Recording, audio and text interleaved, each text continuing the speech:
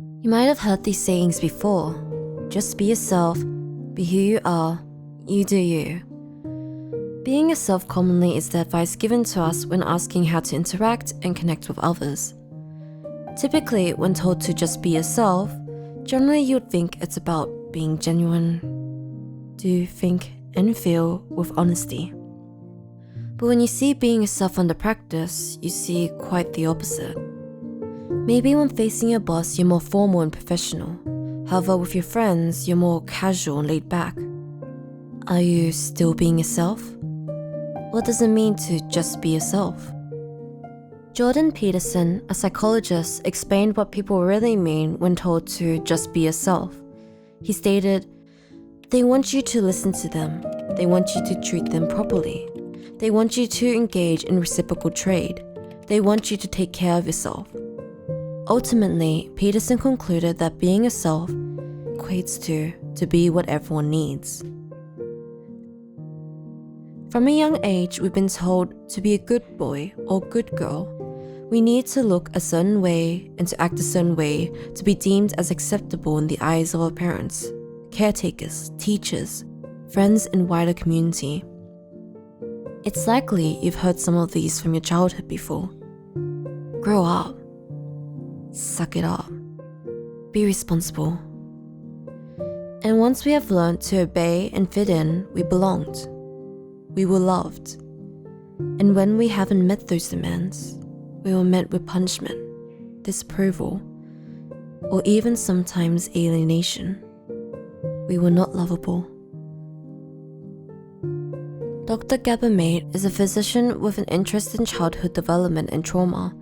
He highlights that we have two basic human needs: attachment and authenticity. Attachment is our drive to connect with a caring other and feel seen.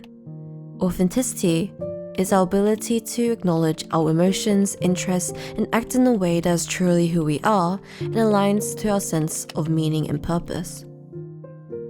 On one hand, if your authentic self is accepted by the people around you, you remain grounded.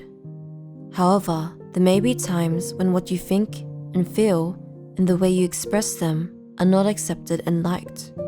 So as we grew up and entered the rest of society, we repressed parts of ourselves that weren't accepted in the form of a mask, whether it's for the benefit of safety, security, or access to other people, such as potential lovers and friends.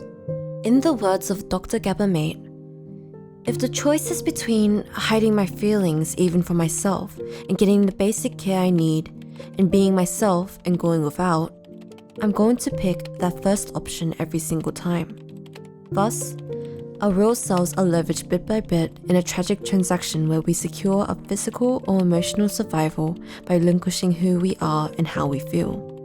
Also known as people pleasers, we prioritize sustaining our attachments through our charades over our own authenticity in fear that by choosing authenticity, we distance ourselves from other people.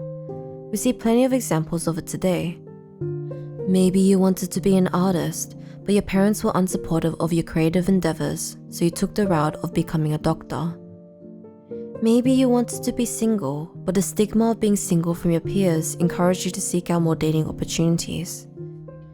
Maybe you're not a nice person, but you behaved nicely to people, as being nice was the way to get the love and attention you needed. If we suppress our authenticity, we suppress our emotions and our thoughts, which eventually lead to the point of not knowing who we are. Were all these traits and interests and dreams my own, or were they what somebody else wanted for me? Our intrinsic self, what we know of ourselves from the outside, no longer matches our intrinsic self, what we are on the inside. In extreme cases, the stress from mental suppression of our authenticity can manifest into a disease in the body. In 1870, a French neurologist called Jean-Martin Charlot was the first to describe multiple sclerosis, which is an inflammation of the nervous system. In his observations, he described it as a stress-driven disease. Since then, research has shown how stress and trauma can potentiate into multiple sclerosis. According to Dr. Gabor-Mate, as he reflected upon his visit to a self-help group of 25 patients, he stated, I gave them up very apologetically. I said, look, I don't know this for sure, but the sense I get that people that develop your condition and other conditions tend to be people pleasers. They tend to have difficulty saying no. They tend to be nice people, in which the patients replied, you just described us. He continued on to describe ALS patients, stating, the answer is all ALS patients are extraordinarily nice. They don't make the connection that that niceness is the repression of healthy anger, and that repression of healthy anger plays a role in the onset of that disease.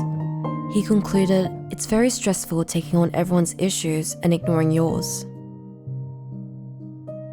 Although there's a need for attachments, there's also a need for authenticity, and perhaps learning how to balance between the two is how we can manage without over-sacrificing one or the other. A way to self-heal from people-pleasing is to learn how to set boundaries in a relationship and learning how to say no. Some ways you can say no are, sadly, I have a commitment, so I have to pass. I'm afraid I can't. No thank you, but that sounds lovely. So coming back to the phrase, just be yourself. If being genuinely yourself can lose the pre-existing attachments you make, and not being yourself can be mentally and physically damaging, then maybe a better phrase would be, do things that make sense to you. Søren Kierkegaard, a philosopher, states, do it or don't do it, you will regret both. Ultimately, the only freedom we truly get in life is being able to choose our own regrets.